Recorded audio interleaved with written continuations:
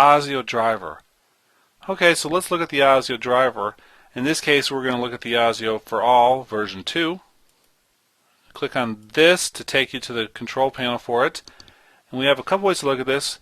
Simple just gives you the basic stuff that's listed in here.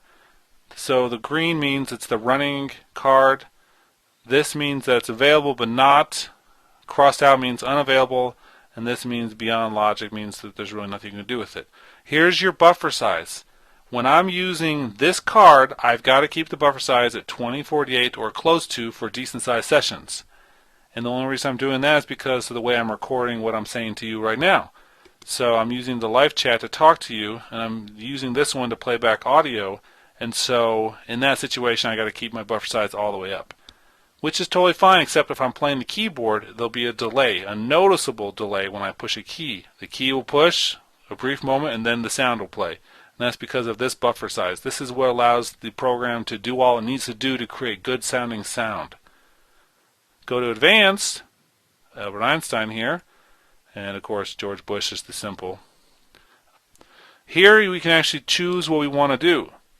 So what this is basically allowing us to do is create a custom sound card that can be used by FL Studio.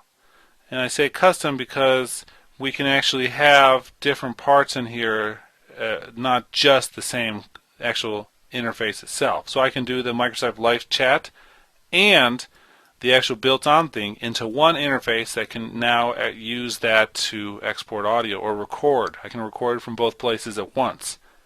Of course, I only have the things I need selected. That's pretty good practice as well. Just use the things you need and get rid of the rest because you don't need to bog down the system.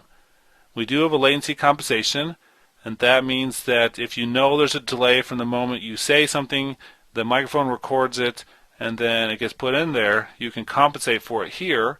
That's nice. We have a buffer offset. It does not always work, it says, so I just leave that as the default. And then it says always resample 44.1 to 48 or back.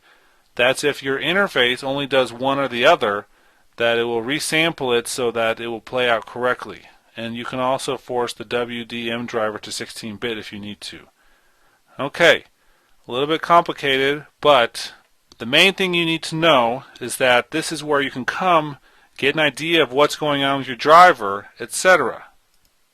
Let's go back to simple for a second and just make sure you've got green lights on the one you're expecting to use. Now that being said, close out here for a second. When you choose this, whatever you have selected in there is going to be what you use. So AAC for all is going to right now just use this particular interface, although it could use this one. But if you have another device, like I do with my Mbox, you can actually use its AAC driver all by itself. And when I use FL Studio all by itself without recording tutorials or courses, then you bet I'm going to use the DigiDesign driver because it's the most stable and it's designed for that hardware, and I have the best latency turnaround times. It can keep it the shortest. I play keyboards just fine, and the actual interface does the digital to analog conversion to be sent to the speakers, which it does the best as well. So that's really great.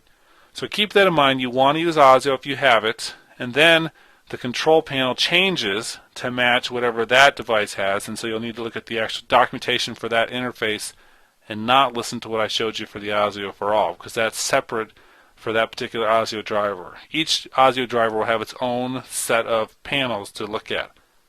Okay, that's all for AAC driver. It's the best. Use it as much as you can in as many situations as you can. If you don't have anything, use the AAC for all instead of the driver that came with your other interface. I think it sounds a little bit better, more dedicated, and then you're off to the races. Let's move on.